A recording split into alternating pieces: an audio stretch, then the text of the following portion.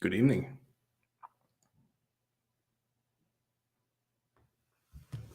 I hope everybody's doing well this Sunday late evening. I hope you've all had a very pleasant weekend. I know I certainly have. But that's not why we're here.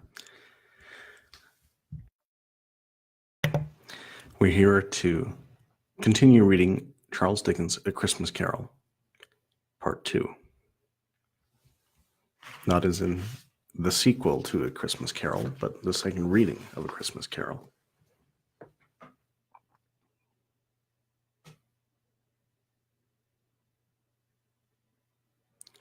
Marley's face. It was not in an excuse me. It was not in an impenetrable shadow, as the other objects in the yard were, but had a dismal light about it, like a bad lobster in a dark cellar. It was not angry or ferocious, but looked at Scrooge as Marley used to look, with ghostly spectacles turned up on its ghostly forehead. The hair was curiously stirred, as if by breath or hot air, and though the eyes were wide open, they were perfectly motionless. That and its livid color made it horrible. But its horror seemed to be in spite of the face, and beyond its control, rather than a part of its own expression. As Scrooge looked fixedly at this phenomenon, it was a knocker again. To say that he was not startled, or that his blood was not conscious of a terrible sensation to which it had been a stranger from infancy, would be untrue. But he put his hand upon the key he had relinquished. Turned it sturdily, walked in, and lighted his candle. He did, however, pause with a moment's irresolution before he shut the door, and he did look cautiously behind it first, as if he half expected to be terrified with the sight of Marley's pigtail sticking out into the hall. But there was nothing on the back of the door, except the screws and nuts that held the knocker on, so he said, "Pooh, pooh," and closed it with a bang.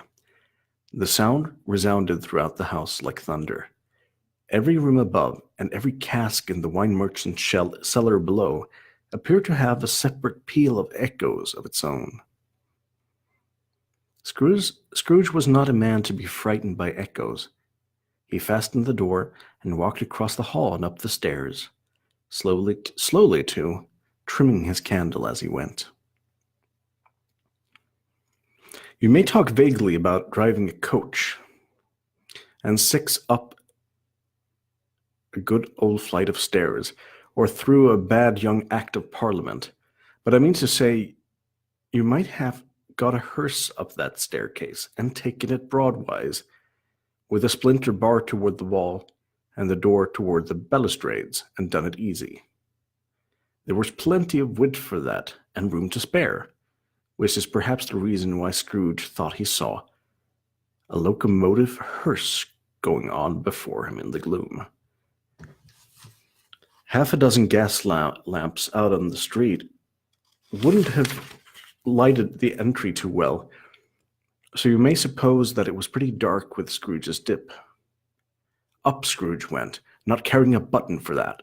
Darkness is cheap, and Scrooge liked it that way. But before he shut his heavy door, he walked through his rooms to see that all was right. He had just enough recollection of the face to desire to do that. Sitting room, bedroom, lumber room, all as they should be.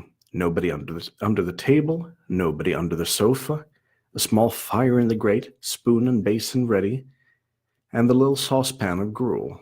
Scrooge had a cold in his head. Upon the hob. Nobody under the bed, nobody under the closet, nobody in his dressing gown, which was hanging up in a suspicious attitude against the wall. Lumber room as usual, old fire guard, old shoes, two fish baskets, washing stand on 3 legs, and a poker. Quite satisfied, he closed his door and locked himself in. Double locked himself in fact, which was not his custom. Thus secured against surprise, he took off his cravat, put on his dressing gown and slippers, and his nightcap, and sat down before the fire to take his gruel. It was a very low fire indeed, nothing on such a bitter night. He was obliged to sit close to it and brood over it before he could extract the least sensation of warmth from such a handful of fuel. The fireplace was an old one, built by some Dutch merchant long ago, and paved all around with quaint Dutch tiles, designed to illustrate the scriptures. There were Cains and Abels, Pharaoh's daughters, queens of Sheba, angelic messengers descending through the air on clouds like feather beds, Abraham's, Belshazzar's, apostles putting off to sea in butter boats, hundreds of figures to attract his thoughts, and yet that face of Marley, 7 years dead, came like the ancient prophet's rod and swallowed up the whole. If each smooth tile had been blank at first, with power to shape some picture on its surface from the disjointed fragments of his thoughts, there would have been a copy of old Marley's head on every single one. "Humbug," said Scrooge, and walked across the room. After several turns, he sat down again, and as he threw his head back in the chair, his glance happened to rest upon a bell, a disused bell that hung in the room, and communicated, for some purpose now forgotten, with a chamber in the highest story of the building. It was with great astonishment, and with a strange, inexplicable dread, that, as he looked, he saw this bell begin to swing. Now it swung so softly in the outset that it scarcely made a sound, but soon it rang out loudly, and did so every bell in the house. Now this might have lasted half a minute or a minute, but to Scrooge it seemed like an hour. The bells ceased as they had begun together.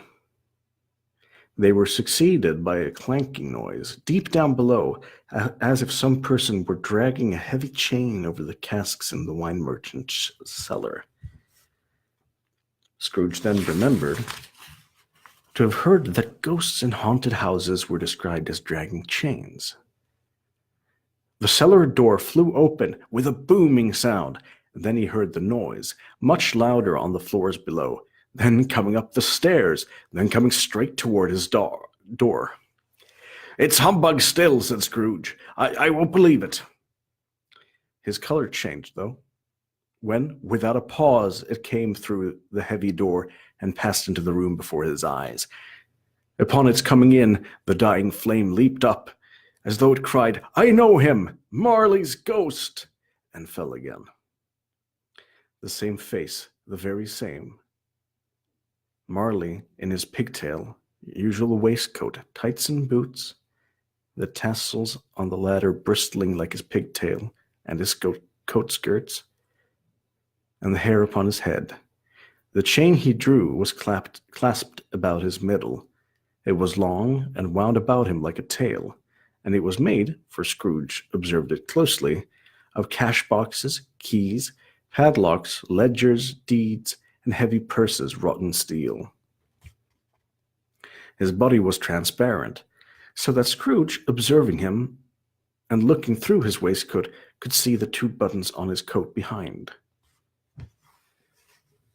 Scrooge had often heard it said that Marley had no bowels, but he had never believed it until now. No, nor did he believe it even now. Though he looked the phantom through and through, and saw it standing there before him, and though he felt the chilling influence of its death-cold eyes, and marked the very texture of the folded handkerchief bound about its head and chin, which wrapper he had not observed before, he was still incredulous and fought against his senses. "How now?" said Scrooge, caustic and cold as ever.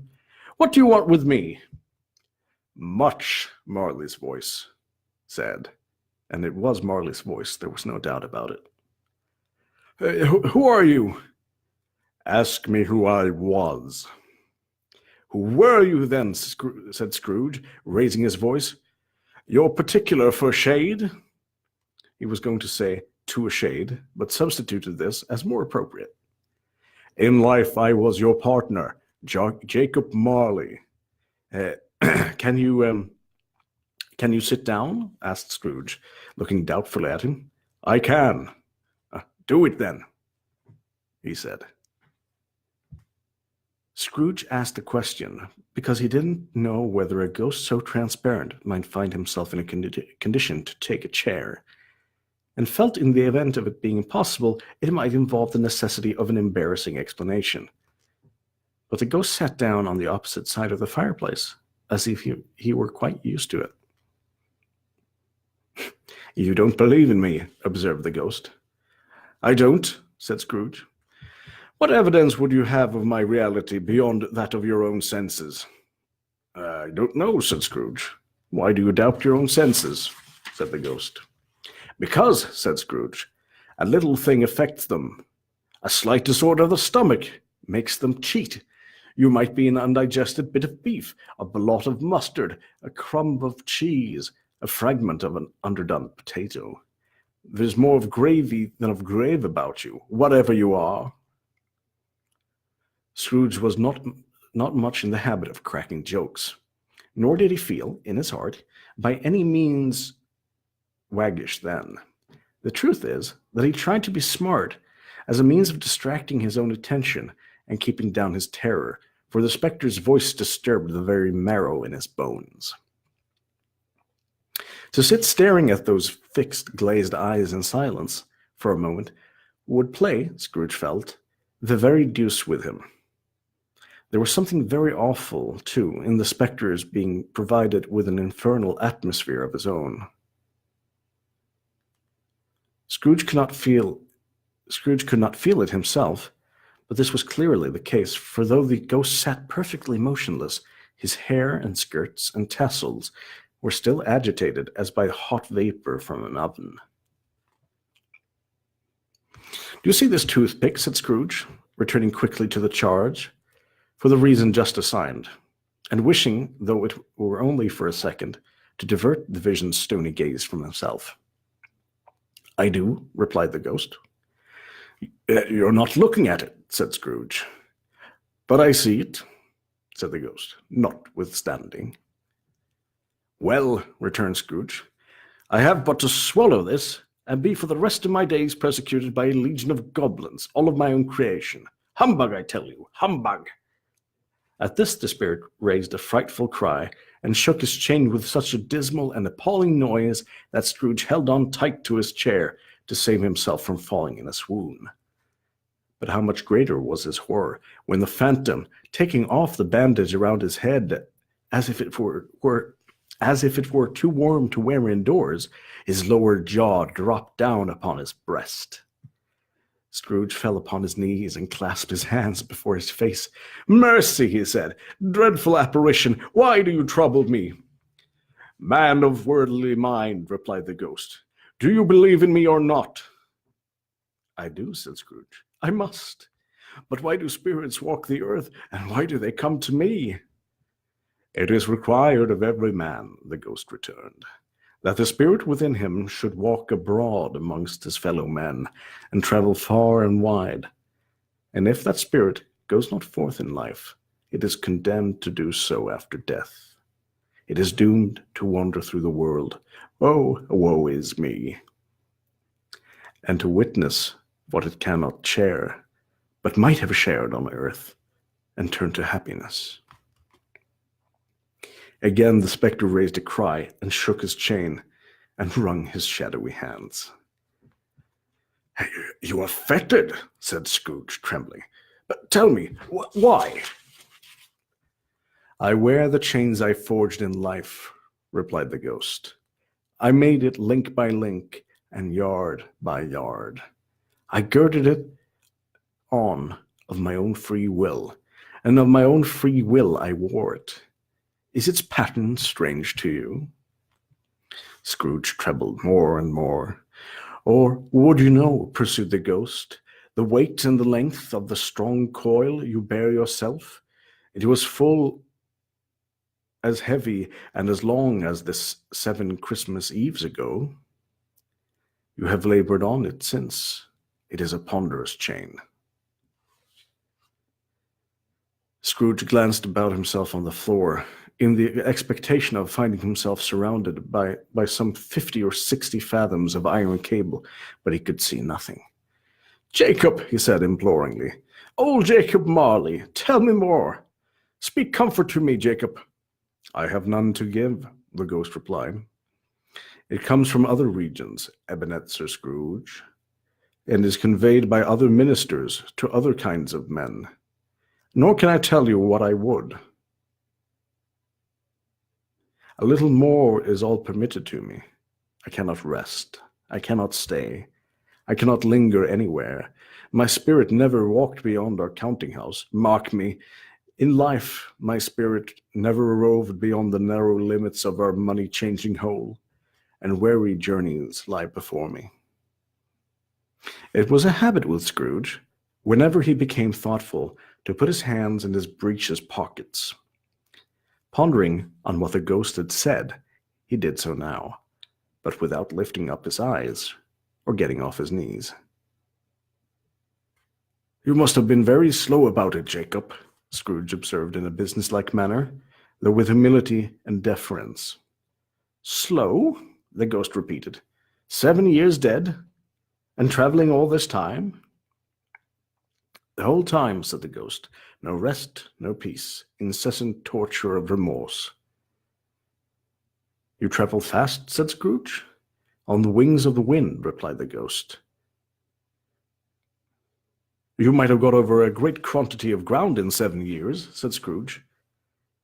The ghost, on hearing this, set up another cry, and clanked his chain so hideously in the dead silence of the night that the ward would have been justified in indicting it for a nuisance.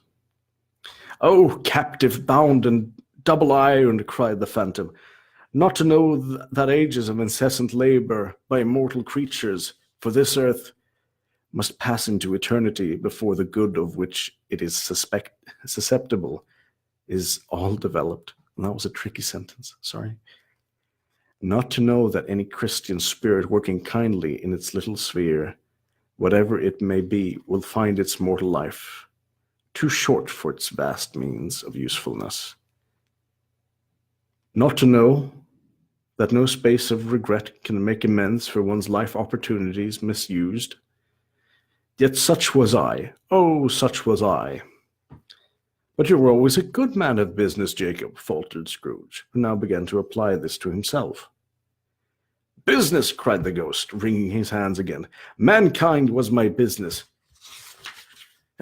The common welfare was my business.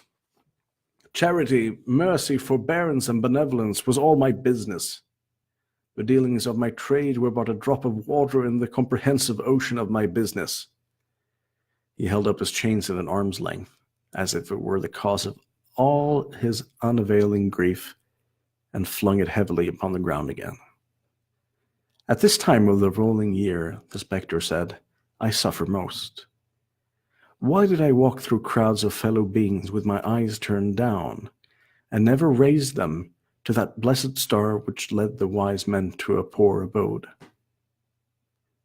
Were there no poor homes to which its light would have conducted me?"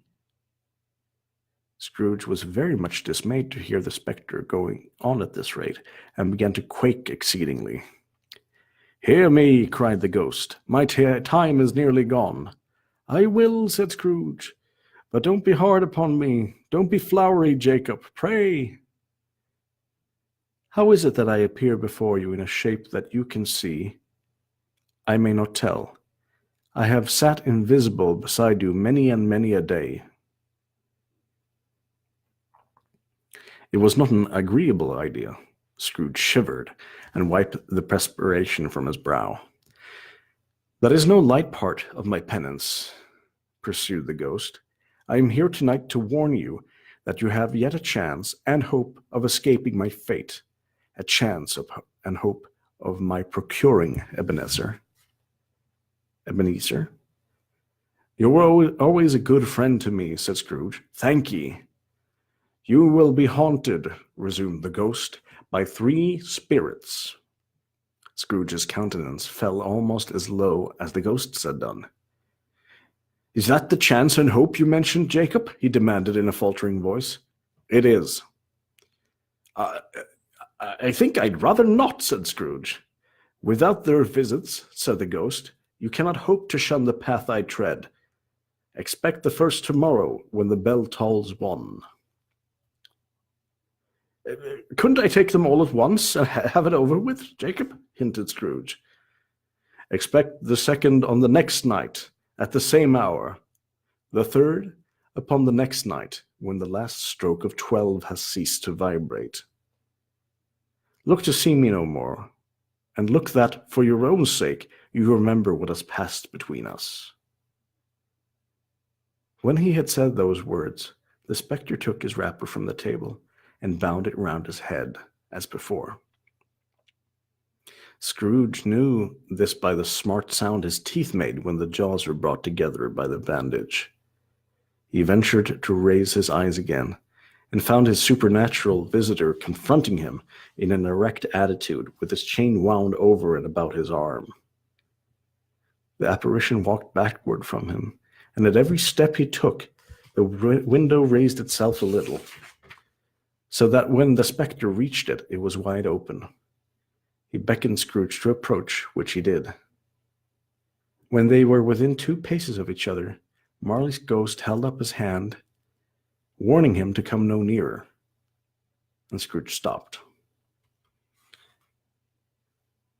Not so much in obedience as in surprise and fear, for on the raising of the hand he had become sensible of confused noises in the air, incoherent sounds of lamentation and regret, wailings inexpressibly sorrowful and self-accusatory.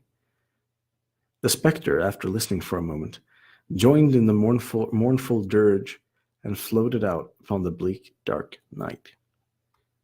Scrooge followed to the window,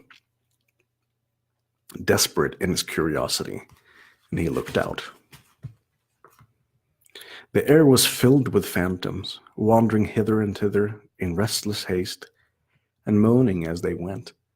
Every one of them wore chains like Marley's ghost, and some few were linked together. None were free. Many had been personally known to Scrooge in their lives. He had been quite familiar with one old ghost in a white waistcoat with a monstrous iron safe attached to his ankle, who cried piteously at being unable to assist a wretched woman with an infant whom he saw below upon a doorstep. The misery was with them all, clearly, and for that they sought to interfere for good in human matters, but had lost the power to do so forever. Whether these creations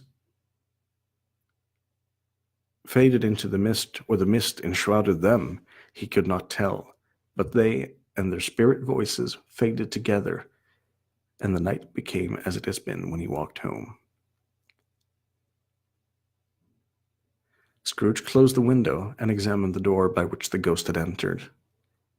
It was double locked, as he had locked it with his own hands, and the bolts were undisturbed. He tried to say humbug, but stopped at the first syllable.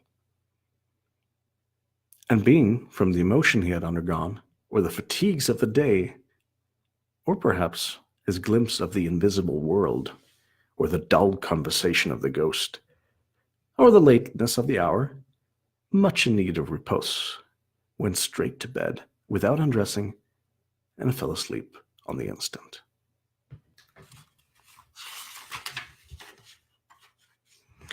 We have read through the first chapter of 5 of Charles Dickens' A Christmas Carol. And if you have any thoughts considering my reading of it, for instance, please tell me, and I'll try to do it better next time. I hope you've enjoyed it, and hopefully the plan is I will see you again tomorrow night. And with that, good night.